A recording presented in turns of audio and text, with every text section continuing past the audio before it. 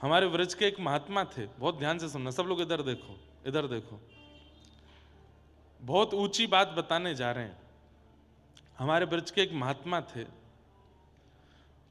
कुछ ब्रजवासियों ने जाकर के उन महात्मा जी को प्रणाम किया। महात्मा जी बोले, कहो भैया कैसे आए? बोले, बाबा तुम तो एक बड़ी गूढ़ बात करनी है। ब्रजभाषा समझेंगे आप लोग? तो बाबा तुम तो एक बड़ी गूढ़ बात करनी है। बाबा बोले, बताओ भैया कहाँ गूढ़ बात है? बोले, यूं बताओ, जे प्रेम लक्षणा भक्ति कैसे प्राप्त होएगी, या के बारे में हमें बताओ। प्रेम लक्षणा भक्ति कैसे प्राप्त होएगी? तो महात्मा जी मुस्कुराए, नेत्र बंद करके बोले भैया जे प्रेम लक्षणा भक्ति कहा है? बोले, खुजली को रोग है।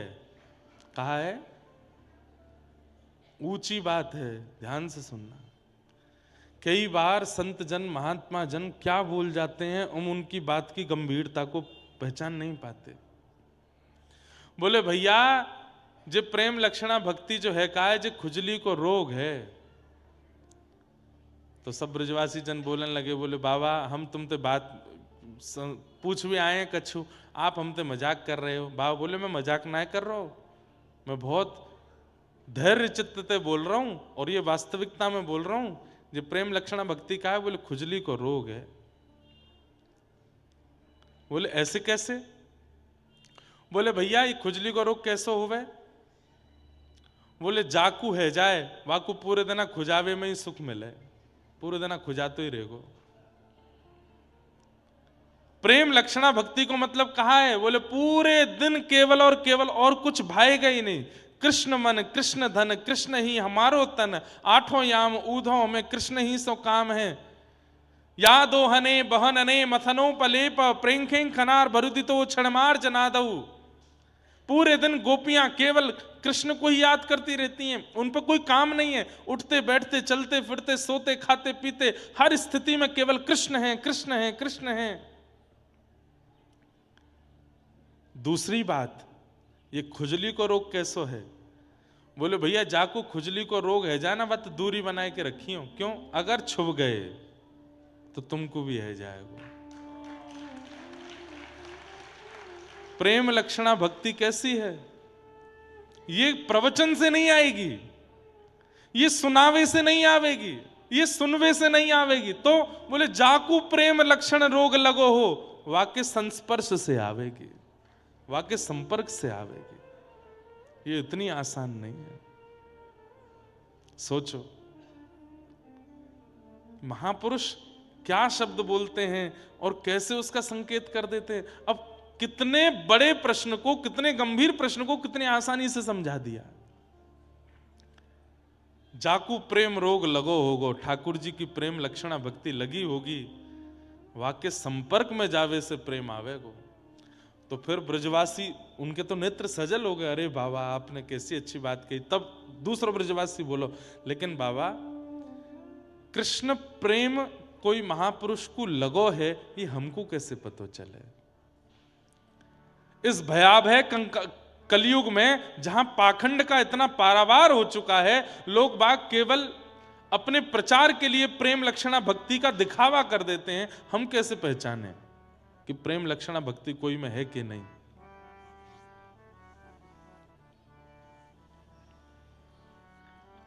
तब महाराज जी ने बताई, बोले देखो,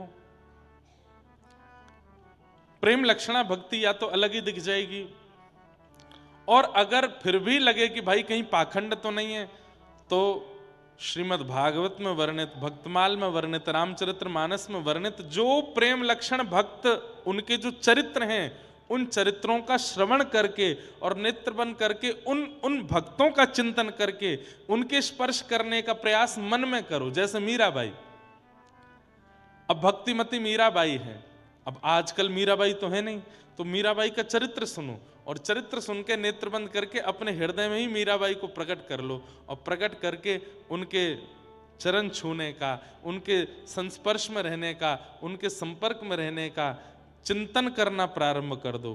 तो भले ही प्रकट रूप में तुमको प्रेमी भक्त नहीं मिल रहे हो, पर अप्रकट भाव से जो पूर्व प्रेमी भक्त हैं उनके कथा चरित्र सुनकर के तुम उनका स्पर्श करके प्रेम लक्षणा भक्ति को प्राप्त कर सकते हो। समझ में आई बात?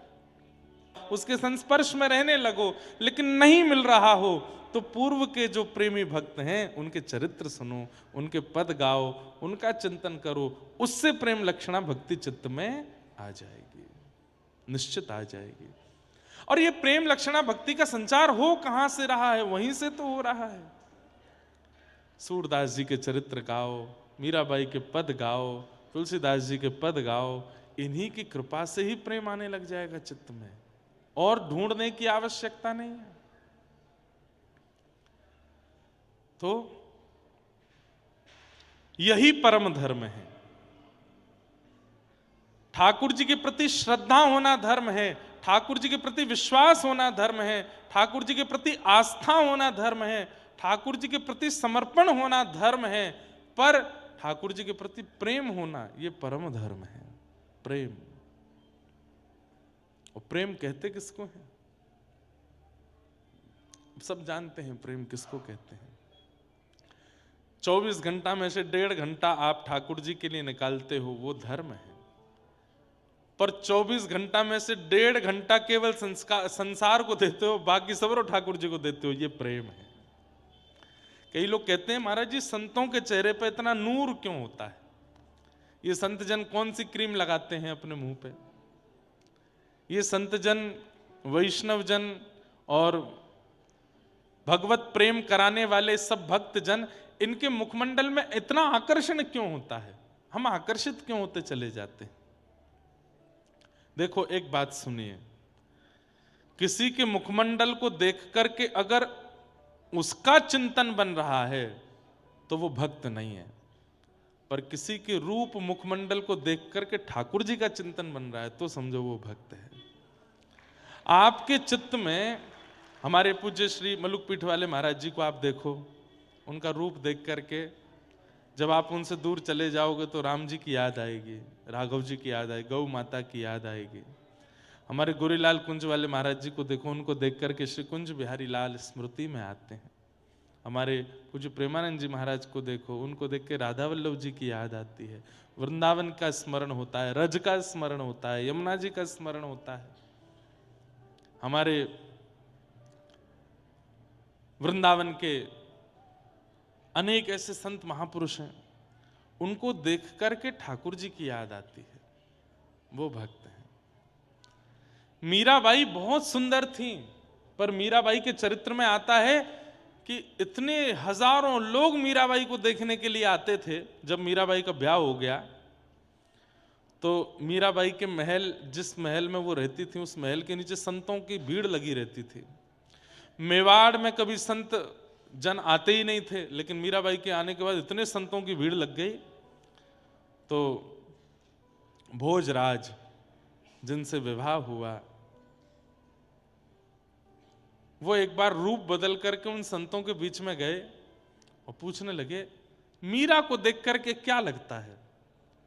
बहुत सुंदर है, चांद जैसा मुखड़ा है, इतनी आकर्षक लगती है, इसके नेत्र मृग जैसे हैं, इसकी नासिका ऐसी है, इसके घुंघराले केश हैं, इसके कान ऐसे हैं। मतलब रूप का वर्णन करने लगे तो पास पास बैठे हुए संत जन कह रहे, राम राम राम राम, छी छी छी, अरे क्या बोलते हो भाई, क्या बोल रहे हो? तो बोले मीराबाई, वही तो कह रहा हूं, हम उसके नेत्र ही तो देखने आते हैं, उसकी अलकावली तो देखने आते हैं, उसकी नाकी तो देखने आते हैं, उसके रूप का गौरवर्णी तो देखने आते हैं। तो बाकी सब संत जन गुस्सा हो गए, तू कैसी बात करता है? मीराबाई का रूप देख करके हम उसकी सुंदरता देखने नहीं आते, तो क्यों आए हो तुम लोग? बोले अरे बद्रीनाथ जा करके, रामेश्वरम जा करके, जगन्नाथपुरी जा करके, द्वारिकापुरी जा करके, तीर्थों में नंगे पैर भ्रमण करके भी कृष्ण इतने प्रिय नहीं लगते जितने मीराबाई के रूप को देख के लगने लगते हैं। उनका एक झलक पाते ही कृष्ण और प्रिय हो जाते हैं, और ज्यादा प्यारे लगते हैं। हम तो इसलिए मीरा को देखने आते हैं। अद्भुत है। तो धर्म प्रोजित कई तवोत्र परमो, हमारे चित्त में परम धर्म का प्रादुर्भाव भागवत की कृपा से होता है। अगर आप भक्त चरित्र ही सुनते रहोगे और श्रीमद् भागवत जी का आश्रय नहीं लोगे तो भी कहीं ना कहीं प्रेम लक्षणा भक्ति उत्पन्न नहीं हो पाएगी। इसलिए हमारे स्वामी श्री हरिदास जी महाराज, जिनकी परंपरा इतनी कठिन है, इतनी गौड़ है कि उसमें प्रवेश करना व्रज में भी बहुत मुश्किल है। स्वामी श्री जिन्होंने श्री बिहारी जी को प्रकट किया, अभी हम वहीं से कथा करके आए, जटेरी धाम, वो स्वामी जी की परंपरा का ही स्थान है। उनकी प्रेम की स्थिति बड़ी विचित्र है। वे स्वामी जी की परंपरा भी आज्ञा करती है, प्रथम सुने भागवत भक्त मुख भगवत वाणी, भक्त मुख भगवत वाणी, प्रथम सुने भागवत। वहां पर भी आज्ञा दी गई है कि पहले भागवत सुनो। भागवत के बिना अगर आप रस में प्रवेश करना चाहेंगे, प्रेम में प्रवेश करना चाहेंगे, आपसे अपराध हो जाएगा। ठाकुर जी सामने आ भी गए तो भी अपराध बन जाएगा, और वो ऐसा अपराध बनेगा कि उस अपराध के कारण ठाकुर जी जन्मों तक नहीं मिलेंगे। इसलिए भागवत के आश्रय से प्रवेश करो। धर्म प्रोजित कई तवोत्र परमो, तो भागवत का विषय क्या है? हमारे चित्त में परम धर्म का प्रादुर्भाव होना। परम धर्म क्या है? कृष्ण से अहेतुकी प्रेम लक्षणा भक्ति होना। तो ठाकुर जी से प्रेम लक्षणा भक्ति होना, यह भागवत का विषय है। श्रीमद् भागवत का अधिकारी कौन है? तो कहते हैं निर्मत सराणाम सताम, जिसके चित्त में मात्सर्य दोष नहीं है। मात्सर्य दोष किसको कहते हैं? मात्सर्य दोष किसको कहते हैं? इधर देखो, यहां देखो। दूसरे के प्रति ईर्ष्या, किसी की अच्छाइयों को देखकर के आप विचलित होते हो, वो इतना अच्छा क्यों है, वो इतना बढ़िया क्यों है, इसको मात्सर्य दोष कहते हैं। मैंने कई बार कथाओं में इस बात को कहा है। ठाकुर जी कामी को मिले हैं, क्रोधी को मिले हैं, लोभी को मिले हैं, मोही को मिले हैं, लेकिन ईर्ष्यालु को नहीं मिलते। और कई बार ऐसा देखा गया है कि व्यक्ति के अंदर काम नहीं है, क्रोध नहीं है, लोभ नहीं है, ईर्ष्या लोभ नहीं है, मोह नहीं है, पर ईर्ष्या है। और उस व्यक्ति को लोग कह देते हैं कि तो बढ़िया ही, तो कोई बात नहीं भाई, न ईर्ष्यालु ही तो है ना। आपको दिख नहीं रहा है। अगर ईर्ष्या है तो इसका मतलब काम भी है, क्रोध भी है, लोभ भी है, मतलब ये दोष है तो सारे दोष है। कई बीमारियां ऐसी होती हैं, अगर वह बीमारी है तो इसका मतलब है सर्वांगीण इंद्रियां आपकी नष्ट हो चुकी हैं। कई बीमारियां ऐसी, उससे रक्त भी खराब हो गया है, उससे लिवर भी खराब हो गया, किडनी भी खराब हो गई है, हार्ट भी खराब हो गया है, बुद्धि भी खराब हो गई है, सब खराब हो जाता है एक बीमारी के आने से। ठीक वैसे ही ईर्ष्यालुता एक ऐसी बीमारी है, यदि आपके चित्त में है तो इसका मतलब आप बाकी के सारे दोषों को आमंत्रित कर रहे हो। ईर्ष्या क्या करता है पता है? हमारे चित्त में दोषों के लिए जगह नहीं होती। बहुत ध्यान से सुनो, इधर देखो, इधर देखो, यहां देखो, कथा सुनो। हमारे चित्त में जगह नहीं है ईर्ष्या दोषों के लिए। काम क्रोध लोभ मोह आना तो चाहते हैं पर उनको जगह नहीं मिलती। तब वे क्या करते हैं? एक ऐसे चिकित्सक को भेजते हैं जो भीतर जाके जगह बनाए, वो उसका नाम है ईर्ष्या। ईर्ष्या हमारे अंदर जैसे ही आती है तो वो जगह बनाने लगता है, और इतनी जगह बना लेता है, इतनी जगह बना लेता है कि वो फिर आमंत्रित करता, आ जाओ सबरे।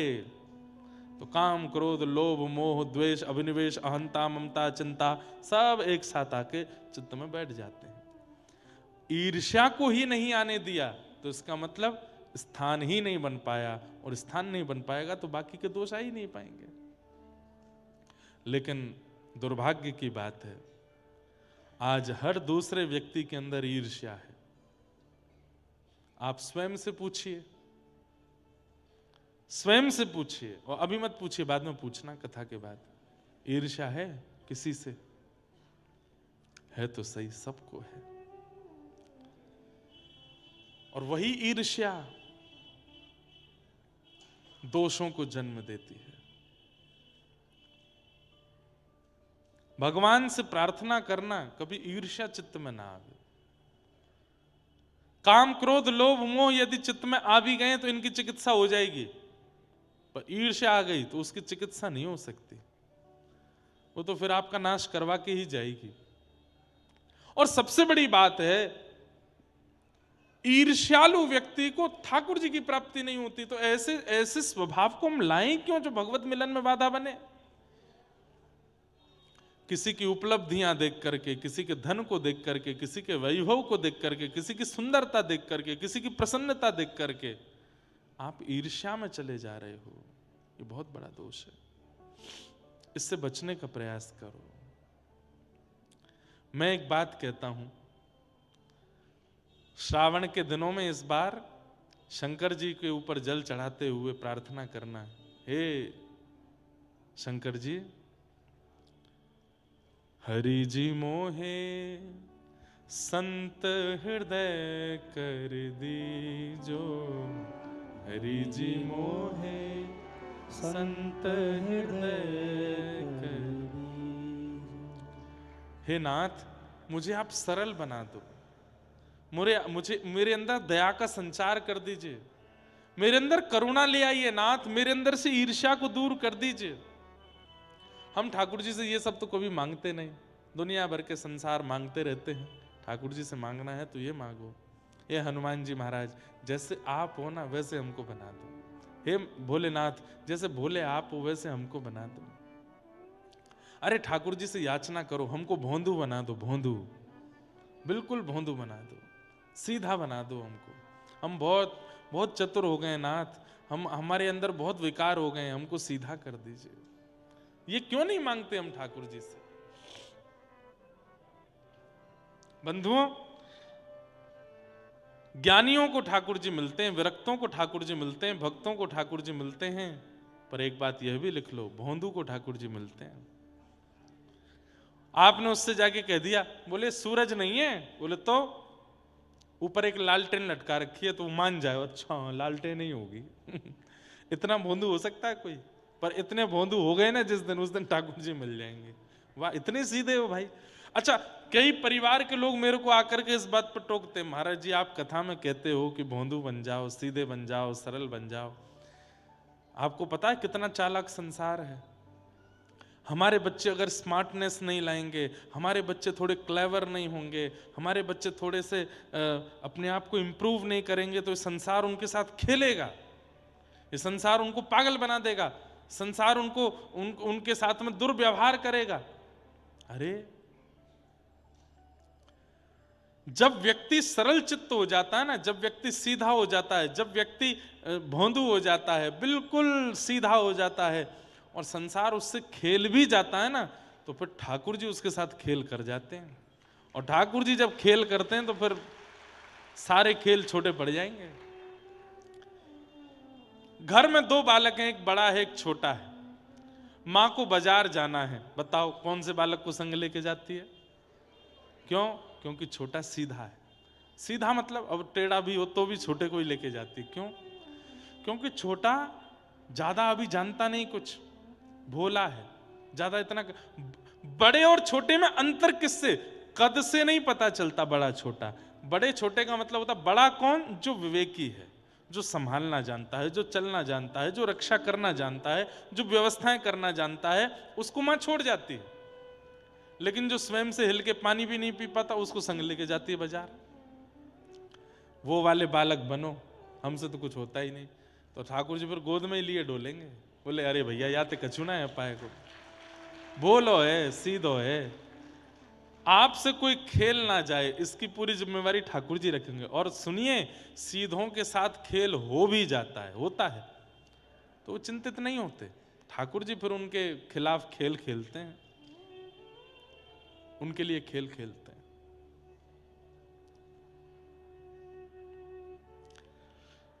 तो निर्मत सराणाम सताम, मात्सर्य दोष को चित्त में मत आने दीजिए। आप पूछेंगे महाराज जी मात्सर्य दोष ना आवे इसके लिए हम क्या करें? नित्य सत्संग करो, नित्य कथा सुनो और संग दोष से बचो। जो कुसंगी हैं, जाके संग कुमति उपजत है, पड़त भजन में भंग, तजोरे मन हरि विमुखन को संग। जाके संग कुमति उपजत है, मतलब आपने कभी विचार नहीं किया था गलत स्थान पर जाने का, पर किसी के संग आने से, उसको देख करके, उसके कहने से, उसके बताने से आपकी इच्छा हो गई, अरे मैं भी करके देखूं एक बार। वही कुसंगी है। जाके संग कुमति उपजत है, पड़त भजन में भंग। और जिसके संग आने से कथा से रुचि उठ गई, धाम से रुचि उठ गई, नाम से रुचि उठ गई, सेवा से रुचि उठ गई। सोचिए, पहले तो मैं बहुत भजन कर लेता था, आजकल भजन क्यों छूट रहा है? किसका संग कर रहा हूं मैं? ऐसा कौन व्यक्ति है जिसके पास आने से मेरा भजन छूट रहा है? उसका त्याग करो। तजोरे मन हरि विमुखन को संग। क्यों? सूरदास जी कहते हैं, कहा होत पैपान कराए, विष नहीं तजत भुजंग। उसको कितना भी दूध पिला दो, सर्प जब डसेगा तो विष ही निकलता है। ऐसे ही कुसंगी व्यक्ति है, उसके संग में आने से आप बिगड़ जाओगे, वो नहीं सुधरेगा। इसलिए तजोरे मन हरि विमुखन को संग। उससे क्या होगा? मात्सर्य दोष चित्त में नहीं आएगा, ईर्ष्यालुता चित्त में नहीं आवेगी। वैद्यम वास्तवमत्र वस्तु शिवदम। तो विषय सुन लिया, अधिकारी सुन लिया, अब संबंध। श्रीमद् भागवत हमें क्या प्रदान करती है? तो वैद्यम वास्तवमत्र वस्तु शिवदम, ठाकुर जी से हमारा संबंध करा देती है। और कैसा संबंध? बोले कल्याणकारी। कथा सुनने के पश्चात ठाकुर जी के प्रति संबंध प्रगाढ़ हो जाता है, संबंध अटूट हो जाता है। ये कोई अपने से लगने लगते हैं। बहुत भोंदू भोंदू कर दिया, सुनाई देते हैं भोंदू की कथा, बड़ी मधुर कथा है। अच्छा, आप में से कितने लोगों ने भोंदू की कथा सुनी है? देखो कितने सारे लोग सुने, और कितनों ने नहीं सुनी, वो हाथ ऊपर करो। ज्यादा लोग वो हैं जिन्होंने नहीं सुनी, तो सुनाते हैं।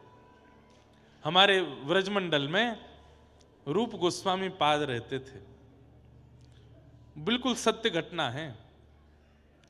उनकी गौशाला में एक बड़ा सीधा व्यक्ति रहता था। उसका नाम तो कुछ और था, पर वो इतना सीधा था, इतना सीधा था कि सब उसको भोंदू बोलते थे। तो उसने भी अपना नाम भोंदू ही मान लिया। इतना सीधा था कि कोई उसको बोल देता ये गोबर नहीं है हलवा है, तो वो थाली में ले लेता था, हलवा ही होगा, इतना सीधा। और ऐसे सीधे लोगों को ठाकुर जी क्यों मिल जाते हैं? क्योंकि सीधे लोग ही कथा में कही गई बातों को भी सत्य मान करके स्वीकार करते हैं। चतुर लोग यूं सोचते हैं, व्यास जी हैं, कुछ भी बोलने, इनको तो 4 घंटा निकालने हैं, कुछ भी बोलते रहेंगे, इनको तो बस बढ़िया बढ़िया मीठी मीठी चुपड़ी बातें करनी है। चतुर लोग ऐसे सुनते हैं कथा, पर सीधे लोग, अच्छा ऐसे होता है, ऐसे हो जाता है, वो तुरंत उतार लेते हैं चित्त में। तो भोंदू पूरे दिन तो गौ सेवा करता था, गौ चारण करता था। शाम को जब गौ सानी आदि करके दूध काढ़ करके जब गैया निवृत्त हो जाती तो भोंदू भी फ्री हो जाता।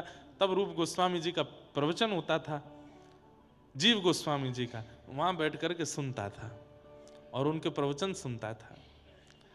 एक दिन वो सबसे पीछे बैठ के सुनता था, सारे बड़े बड़े विद्वान शिष्य आगे बैठते थे, भोंदू सबसे पीछे बैठता था। एक दिन जीव गोस्वामी पाद कथा में बोले, आहा तम गो रजत छुरित कुंतल वद्दवरह वन्य प्रसून रुचिरे क्षण चारुहासम। ठाकुर जी सिर पर सुंदर स्वाफी बांध करके, सुंदर सुंदर तिलक छापे लगा करके, ऊंची काचनी पहन करके, अपनी वंशी को कमर में बांध करके, हाथों में बछड़ा बछियाओं के रस्सा लेकर के ठाकुर जी गौ चारण के लिए जा रहे हैं। आगे गाय, पाछे गाय, इत गाय, उत गाय, गोविंद को गायन में बस वो ही बावे। यहां से होए होए करते हुए सब ग्वाल वाल चिल्लाते हुए चल रहे हैं, गैया चरा रहे हैं, गैयाओं की चरणरज उड़ करके ठाकुर जी के मुखमंडल पे लग रही है, सब चर्चा करते हुए चल रहे थे। और तभी ठाकुर जी गौचारण करते हुए भांडीर वन पहुंचे। ठाकुर जी भांडीर वन आए हैं। सब लोग ध्यान से सुनना। और जैसे ही भांडीरवन का नाम सुना, पीछे बैठा बैठा भोंदू बोला, अरे भांडीरवन, भांडीरवन तो मैं जाता हूं गैया चराने, भांडीरवन तो हमेशा मैं गया हूं अपनी गायों को चराने के लिए, गुरुदेव बता रहे हैं कि भांडीरवन ठाकुर जी जाते हैं गैया चराने। अरे भोंदू तू कितनो बाबड़ो है, भांडीरवन गैया चरावे 10 सालन ते जा रहो है, आज तक तेने ठाकुर जी ना देखे वहां पे। अपने मन से बोला कल जाऊंगा। अरे मैं हूं तो बाबड़ो हूं, मैं गैयान को छोड़ करके पौड़ जाऊं, लेट जाऊं। अब कल सो मैं जाऊंगा और भांडीरवन में जाके लेटूंगा नहीं, ढूंढूंगा ठाकुर जी कहां है। उसने विश्वास मान लिया। अब मैं कितना भी कहता हूं नैमिषारण्य में वह पेड़ के पास ठाकुर जी बैठे, आप विश्वास नहीं मानोगे, पर भोंदू मान जाएगा। मैं कितना भी कहूं, कल मैंने कहा कि नैमिषारण्य का अरण्य ही श्री कृष्ण है, यहां वन ही ठाकुर जी हैं, पर आप नहीं मानोगे, पर भोंदू मान जाएगा। भोंदू ने सोचा गुरुदेव कह रहे हैं कि भांडीर वन में गैया चराने ठाकुर जी जाते हैं, मैं जाऊंगा। अगले दिन भांडीर वन गया, वो रोज ही जाता था भांडीर वन। भांडीर वन पहुंच करके आज गायों को चराने छोड़ दिया। रोज तो वो लेट जाता था वृक्ष के नीचे, सोता था, लेकिन आज सोया नहीं, आज ढूंढ रहा है, ठाकुर जी को ढूंढ रहा है। कहां है श्याम सुंदर, कहां है भगवान, कहां है ठाकुर जी। 1 दिन हो गए, 2 दिन हो गए, 3 दिन हो गए, 4-5 दिन जब निकल गए, ठाकुर जी जब नहीं मिले, 5वें दिन रोने लगा। मैं 10 सालों से आया भांडीर वन, ठाकुर जी नहीं आए। ऐसा तो नहीं है ठाकुर जी ने वन बदल दिए हो, कहीं और चराने लग गए हों गैया। इतने भावुक हृदय से रुदन करने लगा। ठाकुर जी के मन को अब सहन नहीं हुआ, बोले कि ये रोज ढूंढ रहा है मुझे। अरे इस बावड़े को कौन बतावे कि मैं द्वापर में चराता था, अब कलयुग में थोड़ी चराता हूं गैया भांडीर वन में। लेकिन ये इतनी उत्सुकता से ढूंढ रहा है। ठाकुर जी ने मन में विचार किया, बहुत दिन आएंगे मंदिर में बैठे बैठे, आज चलें, आज ने एक भोंदू से मिलके आवे, और इससे मिलने में कोई हानि भी नहीं है, अच्छा ही है। इतने में ही क्या देखता है भोंदू, असंख्य गायों का झुंड सामने से आ रहा है, और तभी देखता है कि 2 विशाल गाय इधर उधर हुई, और बीच में पीली पीतांबरी पहने हुए, सिर पर ढांटा बांधे हुए, कमर पर लठिया टांगे हुए, बढ़िया छाग लटक रही है, और मदमस्त चाल के साथ मधुर नेत्र हैं ठाकुर जी के, कटाक्ष नेत्रों से इधर उधर देखते हुए, आहा वरहा पीडम नटवर वपुः कर्णयो कर्णकारम विव्रत वासः कनक कपिसम वैजयंतीम चमालाम रंध्रान वेणु अधर सुदया पूरयन गोप वृंदई वृंदारण्यम स्वपदरमणम प्राविशद गीत कीर्ति। ठाकुर जी वेणु बजाते हुए जैसे प्रकट हुए, भोंदू तो देखता ही रह गया, पलक झपकना भूल गया। ठाकुर जी आके बिल्कुल सामने ठाड़े है गए। अरे कहा देख रहे हो है? भोंदू बोलना भूल गया, शब्द ही नहीं पता क्या बोलना है। अरे तोते बात कर रहा हूं मैं, कहा देख रहे हो है? भोंदू बोला, आप कितने सुंदर हो, आप कौन हो? बोले मैं तो नंद जी को लाला हूं, मैं यशोदा जी को लाला हूं। आप वही नंद जी के लाला हो जिनकी कथा गुरुदेव सुनाते हैं? बोले हाँ, मैं वही नंद जी को लाला हूं। अब तो भोंदू चरणों में गिर गया। चरण देख देख भैया, जी बिलैया दंडोट मत करे, मुझको क्या कर रहा है? अरे आप भगवान हो, हमारे गुरुदेव कहते हैं भगवान मिले तो प्रणाम करना चाहिए, प्रणाम कर रहा हूं। देख मैं भगवान कोई गैया चरायो करे हैं? भगवान कोई गोबरन में डोलो करे? भगवान कोई रज में लोटो करे? मैं भगवान ना हूं, मैं तो ग्वारी आऊं तेरे जैसो, गैया चरावे आयो। अच्छा अपनो नाम बता। मेरो नाम भूल गो, मैं कहा नाम है मेरो, मुझे याद ही ना आ रहा मेरो नाम का। अरे कहा बोल रहे सब रे? हाँ मेरो नाम है भोंदू। अब तो जैसे ही सुनी ठाकुर जी ने भोंदू, बोले भोंदू तेरा नाम है? बोला हाँ भोंदू मेरो नाम है। ठाकुर जी तो पेट पकड़ के जोर जोर से हंसे, वहीं बैठ गए, वहीं लेट गए। अरे भैया दोबारा बताइए तेरा नाम क्या है? बोलो मेरो नाम भोंदू है। अब तो ठाकुर जी हंसते हंसते इतने उन्मुक्त हो गए, वाकू पकड़ करके हृदय से लगाया। बोले दोबारा बता तेरा नाम क्या? बोलो मेरा नाम भोंदू है। बोले अच्छा तू भैया बड़ो भोरो है, बड़ो सीधो है, मुझे मित्रता कर ले। मैं आपकी मित्रता के लायक नहीं, मुझे वेद नहीं आते, मुझे शास्त्र नहीं आते, मुझे वेदांत नहीं आता, वो तो मेरे गुरुजी और उनके शिष्यों को आता है। वहां पे हजारों हैं, हमारी गौशाला में हजारों वेदज्ञ ब्राह्मण हैं, वो आपके मित्र बन। मैं तो गैयाओं के पीछे डोलता हूं, दूध निकालता, गोबर उठाता हूं। ना तू ही मेरो मित्र है, और तू मेरो मित्र है आज तो चल। अब हमारी दोनों उनकी मित्रता। बंधु बोलो जी, अरे मित्र बन को, ऐसी कोरो मित्र बनेगो, कछ खवावे को नहीं। अरे मित्र बने तो खवाए हो जाए, ला चल अपनी छाक खोल। छाक मतलब वन में जाकर के जो भोजन बांध के ले गए कपड़ा में, उसको छाक बोलते हैं। अब बेचारा वो भोंदू पतला दुबला सा 2 टिक्कर लेके जाता था, मिर्च लेके जाता, गुड़ लेके जाता, एक छोटे से पात्र में छाछ ले जाता था, यही उसका छाक था। ठाकुर जी बोले निकार, तो वो छाक खोल करके जोर लगा करके गुड़ तोड़ने लगा। ठाकुर जी बोले कहा कर रहे हो? बोले 2 हिस्सा कर दूं, आधो आपको आधो मेरो। मैं और आप होते तो हम क्या करते? आधा करते ना, पूरा ही धरते ठाकुर जी के आगे। 2 रोटी हैं तो 2 का भी विभाजन कर रहा है, एक ठाकुर जी को, एक स्वयं को। ठाकुर जी इतने आनंदित हो गए, बोले भैया ये बढ़िया है, चतुर भक्त तो पूरा पूरा दे दें। लो ठाकुर जी सब आपका, आप अरे हम तो भूखे रह लेंगे, बड़ी नाटक करें मेरे आगे, लेकिन ये देखो बढ़िया है, आधे आधे कर रहे हो। मिर्च भी आधी करी बीच से, ये आपकी आपकी। ठाकुर जी ले आके संग खेलू ने, जल्दी जल्दी ठाकुर जी पाने लगे। वो तो देखने, ठाकुर जी तू भी खा ले। नहीं आप खाओ, तो मुझे आपको देखने में बड़ा अच्छा लग रहा है। मैंने बहुत लोग देखे पर आप जैसी आंखें नहीं देखी, आप जैसी नाक नहीं देखी, होठ नहीं देखे। आप खाओ, मुझे अच्छा लग रहा है। ठाकुर जी ने अपनी रोटी पा ली, इतने में भोंदू की लेने लगे, ला ये दे दे। तो भोंदू ने हाथ पकड़ लिया, ये मेरी है, ये क्यों खा रहे हो आप, ये तो मेरी है। अब वो भूख लग रही, दे दे। अच्छा तो यहां में आधी तो छोड़ दो, मैं क्या खाऊंगा? ठाकुर जी बोले अच्छा मैं मिलाऊं तो या नाते मुंह को देना सके, नहीं आधी कर लो, पूरी क्या खा रहे हो? ठाकुर जी मैं तो पूरी खाऊंगा। और छीन के ठाकुर जी खा गए। अरे अब तो मैं भूखो रहेगो, कल ते मैं यशोदा मैया बांध के ना भेजे कछ भोजन है, कल ते ज्यादा सु ले आऊंगा मैं। है हाँ ठीक है। ठाकुर जी चले गए, भोंदू अपने चले। अरे भोंदू को लगा सबको भगवान मिलते ही हैं, मुझे आज पहली बार मिले। सबको ही मिलते हैं, मैं ही अभागा हूं, मुझे इतने सालों बाद मिले। उसने आश्रम में जाके किसी से कुछ कहा भी नहीं। अगले दिन जब पुनः जाने की बारी आई तो रसोईया से जाके बोलो, भैया 4 टिक्कर धर दियो, कल भूखो रहेगो मैं, 4 टिक्कर दे दियो। बोले अरे भोंदू आज तक तो तेने 2 ही टिक्कर पाए, अब 4 का ही कुछ चाहिए? बोले अब कहा बताऊं, माहू आवे, कन्हैया आवे। कौन आवे? अरे नंद जी को छोरा कन्हैया आवे, कल मेरे सबरे टिक्कर ने खाएगो, तो आज 4 ले जाऊंगा, 2 वाकू दे दूंगा, 2 मैं खा लूंगा। रसोईया ने ये बात सुनी, तुरंत बोले रुक रुक रुक अभी आऊं। दौड़ करके गए, जीव गोस्वामी पाद के पास जाके बोले भोंदू ऐसे बोल रहा है और आज 4 टिक्कर मांग रहा है। गुरुदेव भोंदू है वो झूठ नहीं बोलता, मुझे लगता है उसने कुछ अनुभव किया है। गुरुदेव ने आकर के भोंदू से बात करी, भोंदू ने यही बात कही। बोले अच्छा जो कल तुझे वन में मिले थे उनका रूप कैसा था? बोले गुरुजी मैंने अपने जीवन काल में बहुत सुंदर लोग देखे पर उन जैसी छवि नहीं देखी।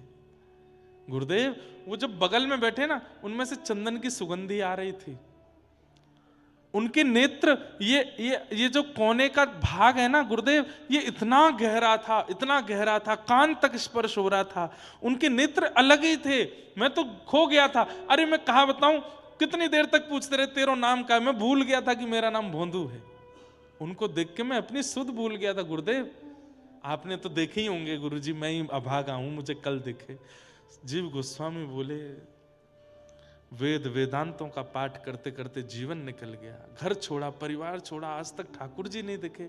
गोबर थापने वाला इसको ठाकुर जी दिख गए, लेकिन बोले नहीं। बोले अच्छा मिले ठाकुर जी? हाँ एक काम करोगे? बोले जी गुरुदेव आज्ञा। उनको लेके आश्रम आना आज। तो भोंदू को ये लगा कि इतने योग्य लोग हैं पूरे आश्रम में, इनको ये कामना देकर के मुझे क्यों दिया? मैं तो इस लायक भी नहीं हूं, मैं तो इस योग्य भी नहीं हूं। तो भोंदू नाचने लगा इस बात से कि गुरुदेव ने मुझे कार्य दिया है। आज वन में गया, ठाकुर जी आए, भोंदू ने 2 टिक्कर ठाकुर जी को दिए, 2 टिक्कर अपने लिए। अच्छा, आज तो ज्यादा लेके आए हो। बोले हाँ, कल मैं भूखो रहेगो आपके मारे, हम ज्यादा लाए हूं। ठाकुर जी जैसे पाने लगे, भोंदू ने चरण पकड़े, बोले आप मेरे सखा हो ना? बोले हाँ। मेरी एक बात मानोगे? बोले बता। बोले आज गुरुदेव ने आपको आश्रम पे बुलाया, आश्रम चलोगे? ठाकुर जी बोले देख, तू जो कहेगो सो करूंगो, पर तेरे मेरे बीच जो होगो सो मुझको स्वीकार है, तीसरो कोई आवेगो मुझको स्वीकार नहीं। मैं कोई से नहीं मिलूंगा और तेरे गुरुजी के पास ना जाऊंगा, आश्रम भी नहीं जाऊंगा, ये सब कछु नहीं करूंगा। तू चाहे मना कर दे, मैं नहीं आऊंगा। तू रोज मिल मुझसे, तेरे संग खेलूंगा, लेकिन गुरुदेव के पास नहीं जाऊंगा। भोंदू बोलो देखो ना, पहली बार गुरुदेव ने मुझे कोई जिम्मेवारी दी है और मैं नहीं पूरी करूंगा तो मैं क्या काम होते मना करके आऊंगा उनसे। ऐसा मत करो ना, चल दो। ठाकुर जी बोले मैं नहीं जाऊंगा। थोड़ी देर, प्रेम का स्वभाव है कि थोड़ी देर मनाया जाता है, फिर भी प्रेमी नहीं माने तो फिर क्रोध किया जाता है। भोंदू बोलो नहीं चलोगे? बोले नहीं चलूंगा। नहीं जाओगे? बोले नहीं जाऊंगा। बोले देख लो? बोले हाँ देख लियो। नहीं जाओगे पक्का? बोले नहीं जाऊंगा, पक्का पक्का पक्का, बिल्कुल नहीं जाऊंगा। ठाकुर जी रोटी पारे से तो हाथ में से रोटी छीन ली, बोले ये भी मत खाओ, ये भी गुरु जी के आश्रम की है, और ये लाओ गुड़ भी दो, ये सब दो यहाँ पे। ठाकुर जी कह रहे तो ये तो पांडा है। बोले ना, ये भी नहीं पाओगे। और सुनो? बोले हाँ, कल ते दिख मत जाइयो यहाँ पे मुझे।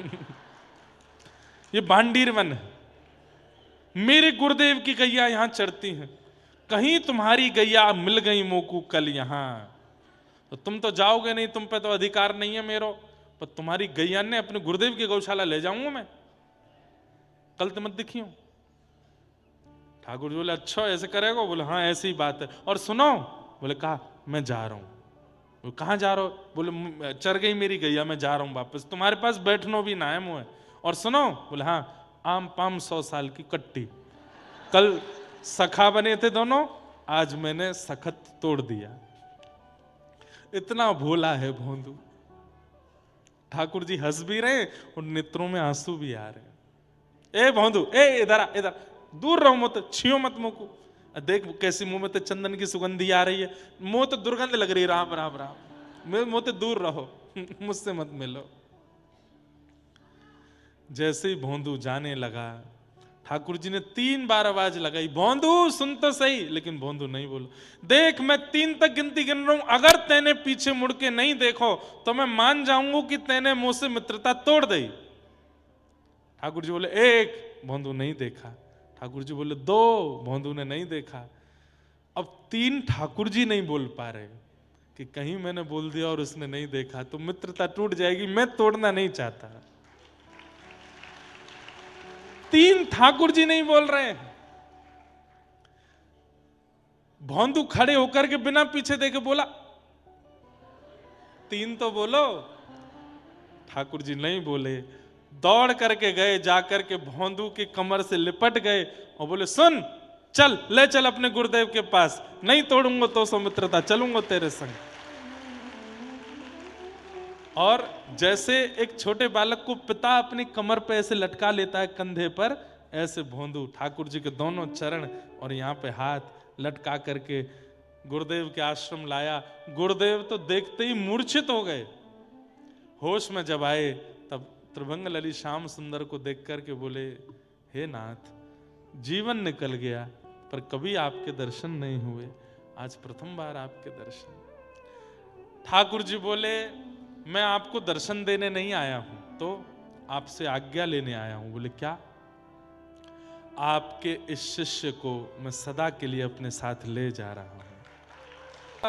दानाच भवे धनाढ्यम, धनाढ्य भावेन करोति पुण्यम, पुण्य प्रभावात् त्रिदिवं प्रयाते, पुनर्धनाढ्यम पुनरेव दानी। शास्त्र आज्ञा करते हैं कि दान बहुत सोच समझ के करना चाहिए और ऐसी जगह करना चाहिए जहां आपके द्वारा संचित धन का सदुपयोग हो। सत्पात्र दानाच भवेत् धनाढ्यम, सत्पात्र को दान देने से व्यक्ति धनाढ्य होता है। और धनाढ्य भावेन करोति पुण्यम, सत्पात्र को दान देने से फिर बार बार पुण्य करने की इच्छा चित्त में प्रकट होती रहती है। एक बार पुण्य करने के बाद 10 साल की छुट्टी हो गई, इच्छा ही नहीं हुई, तो इसका मतलब आपने जो एक बार दान किया था वो उचित जगह नहीं किया। बार बार वही दान करने की इच्छा प्रकट होना, ये एक प्रकार का सत्पात्र को दान दिया है इसका प्रमाण है। तो पुनः पुनः होगी इच्छा। सत्पात्र दानाच्च भवेत् धनाढ्यम, और धनाढ्य भावेन करोति पुण्यम, पुण्य प्रभावा त्रिदिवम प्रयाते। पुण्य के प्रभाव से क्या होता है? बोले त्रिदिवम, भू भुवस्व, यानी कि स्वर्ग लोक की प्राप्ति। और जब पुनर्जन्म होता है तो फिर क्या होता है? बोले पुनर्धनाढ्यम पुनरेव दानी, एक धनाढ्य कुल में ही जन्म होता है और दान युक्त ही आप, दान के स्वभाव से ही आप जन्म लेते हो। तो आज असहाय कुछ परिवार की लालियों का यहाँ पर महाराज जी ने अपने मंगल दिवस पर उनका दिवस भी मंगल हो, ऐसी कामना की। और ये चर्चा सुनाम की कथा में महाराज जी से हुई थी। महाराज जी बोले हम महाराज जी विवाह का क्रम पूरा रख सकते हैं, पर बहुत विस्तार कर देंगे तो कथा रस नहीं मिलेगा, इसलिए हम क्या करेंगे। मैंने कि क्या महाराज जी? बोले हम उनको राशि दे देंगे, अब वो अपना जैसे चाहे अपने अनुकूलता से विवाह करें, भले ही उसमें से कुछ धनराशि लगा के कुछ बचाना भी चाहें तो वो उनकी इच्छा है। अब हम पूरी व्यवस्था करके और पूरा विवाह संपादित करावें, बोले उससे फिर कथा रस भी है और भी सबके भाव हैं। बोले हम बस राशि दे देंगे, अपने मन से वो जैसे चाहें अपना विवाह संपादित करें। हमने कहा बहुत अच्छा है महाराज जी, अच्छी बात है। हमारे मन में भाव ऐसा है कि हनुमान जी कृपा ऐसी कर दें कि कोई परिवार ऐसा रहे ही ना, सब अनुकूल हो जाएं, सब योग्य हो जाएं, सब बालिकाएं, सब कन्याएं, उनको हनुमान जी महाराज इतनी कृपा कर दें कि उनके जीवन में कभी ऐसा भाव आवे ही ना, वो सदा प्रसन्न रहें।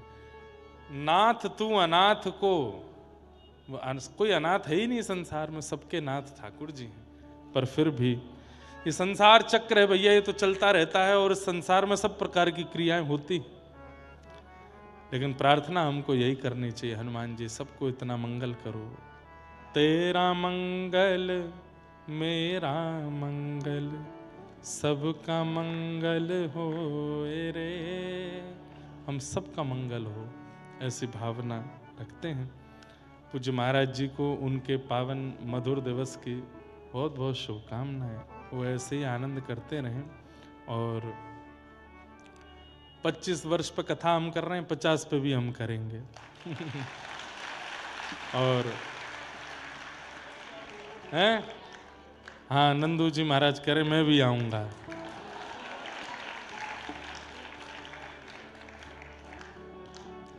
सब लोग हम आएंगे फिर, हाँ बढ़िया। जो नहीं आ पावे सब आवेंगे, कोई बात नहीं। ब्रह्म वाक्यम जनार्दनम, तो अभी कुछ ऐसा बिगड़ने वाला नहीं है किसी का भी, बिल्कुल बढ़िया आनंद से आवेंगे, खूब बढ़िया प्रेम से फिर कथा सुनेंगे। तो कथाक्रम को थोड़ा सा और कह के फिर विश्राम करेंगे। वैद्यम वास्तवमत्र वस्तु शिवदम, ठाकुर जी से संबंध कराने की जो इच्छा प्रकट होती है वो भागवत जी यही प्रदान करती हैं। कथा से संबंध, ठाकुर जी के प्रति संबंध प्रतिपादित होता है, ठाकुर जी कोई अपने लगने लगते हैं। वैद्यम वास्तवमत्र वस्तु शिवदम तापत्रयोन्मूलनम, और सबसे विशेष बात, कथा श्रवण करने वाले के तापत्रयोन्मूलनम, ताप से उत्पन्न होने वाली जो पीड़ा है उस पीड़ा का उन्मूलन हो जाता। कल भी मैंने इस बात को कहा था, आज भी मैं कहूं, पीड़ा संकट जीवन में नहीं आएगा ऐसा नहीं, आएगा संकट जीवन में आएगा, पर संकट से जूझना आप सीख जाओगे। संकट से लड़ना कैसे है, संकट से भिड़ना कैसे है, उससे पीड़ित होकर के रोओगे नहीं। संसारी व्यक्ति रोता है, संकट आने पर रुदन करता है, संकट आने पर विचलित हो जाता है, पर भक्त व्यक्ति संकट से लड़ता है। हम कहते हैं ना, एक बात बड़ी प्रसिद्ध है, हनुमान जी से जाके कहते हैं हम इतनी पीड़ा में हैं। नहीं, पीड़ाओं से कहो हमारे साथ हनुमान जी हैं। ये पीड़ा